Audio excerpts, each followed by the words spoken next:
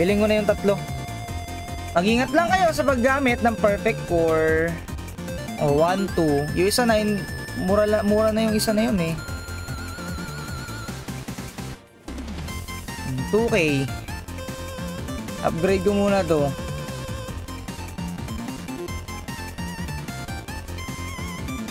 Para plus 15 na. Tinan mo, magpapalit na naman yan. Yan, o, tinan nyo. Pag mga nagmamadali kayo, ako nadala na ako dyan eh. Nagpapalit talaga eh. Ay nako. Teka, double check natin. Perfect for high yun ha. O, plus 50 na siya. Okay na, okay na. Plus 15 na siya, plus 15.